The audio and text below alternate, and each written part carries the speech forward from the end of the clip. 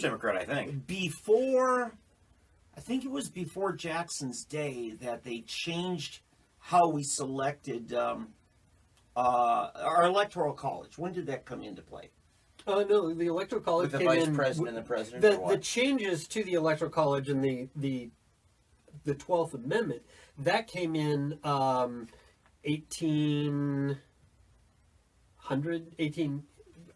1800s. Okay, Very early. so here's what I want to say to this. Before that amendment, where the people voted for electors, you were an elector last presidential election. Before that, the House got to vote for who our president was. And only if the electors couldn't decide themselves. before there was an electoral college. No, there's always been the electoral college. But it was how the president was chosen. Okay.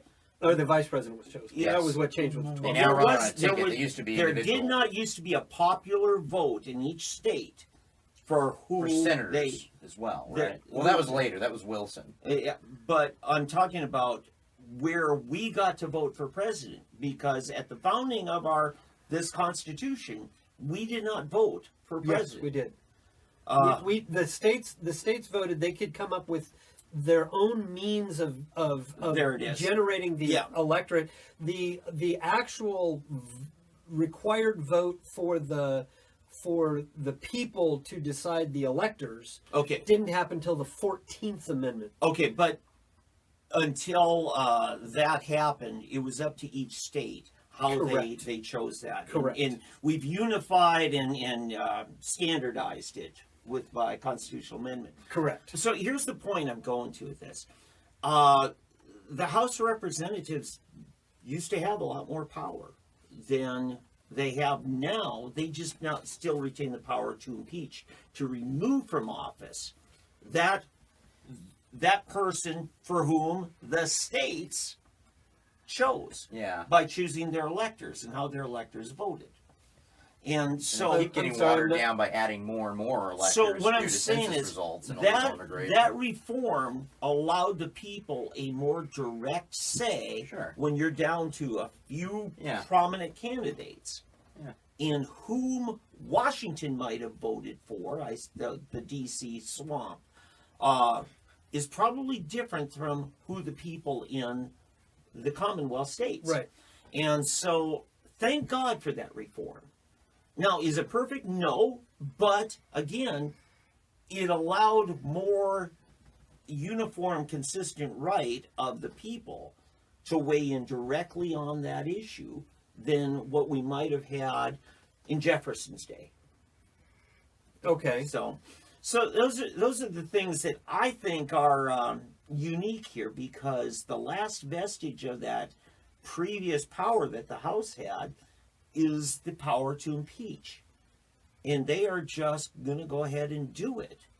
But I think they're finding themselves very unpopular, especially in Oklahoma, as we're going to discuss later. I think that's why the left likes to emphasize the Democratic element. I mean, we're a constitutional republic, but we have democratic elements of our constitutional republic, like voting. Yeah. And I think the reason why they want to focus on this, maybe even philosophically going back to, initially only landowners could vote. And so some states. The vote got spread to, a vastly wider group without going into the history. And so the left likes this, and they think, well, if a little of something is good, a lot of it's even better. Well, that's not scientific thinking. That's not logical. That's not necessarily true. It's like if a little bit of salt in my food, maybe a pound of it's even better. Well, no, you'll die. And so they want to expand democracy so much that the entire... I mean, you've heard this, right? I would be making this up a few years ago. Please Google it. Please don't believe me. The left wants to expand voting to everyone in the world in United States elections. And illegals. So they love it. And that's why they stand on calling our republic a democracy. Okay, here's a tricky thing. Because some are saying, should 16-year-olds have a right to vote? No, their brains aren't formed yet. Technically, the states have that latitude to choose that. Now, we guaranteed by constitutional amendment some minimums. Like 18 years old.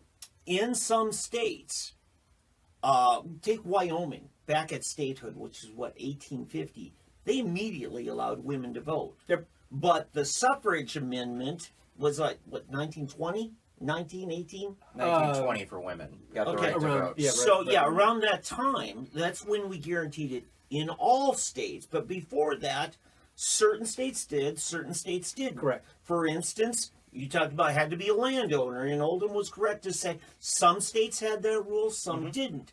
Now, we can go to other things. Some states allow you as a convicted felon to still vote. Other states do not. You could make the voting age younger than 21, but we passed an amendment right after the Vietnam War that said, no, not 21, we're going to say 18. Right. So there's latitude to go further. Now, you might not like the 16-year-old voting rights. Maybe I don't. But the Constitution does not state at which age we reach Sure. majority, age of majority. Sure, it's far more It's open going to than be a the lot of people Supreme imagine. Court that's going to say that. Because Should it that's- be? No, of course not. Because Thank you. because the Supreme Court has no power, no legislative power, and nor does the legislature have legislative power in this, because this is a matter of right. So it has to come down to what we, the people, agree upon, and that requires a constitutional amendment. Yeah. So and that's key to understand about this. Or just let each state choose for that state. Well, and that's fine. Yeah. Yeah. The big thing, going back to what D'Ambrosa was saying, is that this whole idea of democracy, they want everything put up to a vote. They want your rights put up to a vote. Yeah. They want to be able to take everything into this political sphere, and even if you said it, they want to then overturn it, or even if they've said it, then they want to fight and have that. Yeah. For some reason, they want to always be in this dilemma and have this angst going on. Right, because in a pure democracy, right, 51 out of 100 people can vote to eat the other 49. Right. And it's perfectly Well, democratic. yeah, because Yes. it's all about the quantity of the vote, how many, instead of the quality of the representation of the vote. It's pure. It does not take into account a sacred concept we have in the West and further enshrine the American Constitution, which is individual rights. Yeah. Correct. You know, Democracy has no concern about individual rights. trying to Correct. tie these, Property rights, especially. trying to tie these comments into the impeachment hearings this last week. I made the snide comment that I don't know how we're going to afford the money for the Ukraine if we've already spent the money on the DACA kids. Are we going to save the money on the DACA? Then my other suggestion was, let's just immigrate the DACA kids to the Ukraine. There you go. They're so valuable. Yeah. Anyway. By the way, I want to say, as we're to wrap this up, another thing that Nebraska and Maine do is they allow every congressional district's elector to vote independently of the rest of the state. They vote how that elector is chosen by that congressional district. And it's not like the rest of the 48 other states where it's winner take all for the whole state, such as Oklahoma. And remember, when you are voting for an elector, you are voting for the elector, not the president. Mm-hmm. So that elector is not a rubber stamp for your vote. So you Mm-hmm. have to actually make a good choice on the elector, so that elector is actually going to follow your mandate, your ideological mandate. So you see, Were those you of an you, elector, Div? those of you in Congressional District 1, Tulsa area, and 4 others, you only think you voted for Trump. You actually voted for this guy. Oh my God. David Oldham Who'd you was vote for, actually, Oldham? he was actually I the hear an name arrow on the bus ballot. coming. I heard you were His Hillary head guy. is You gotta getting tell us who you voted for. bigger. I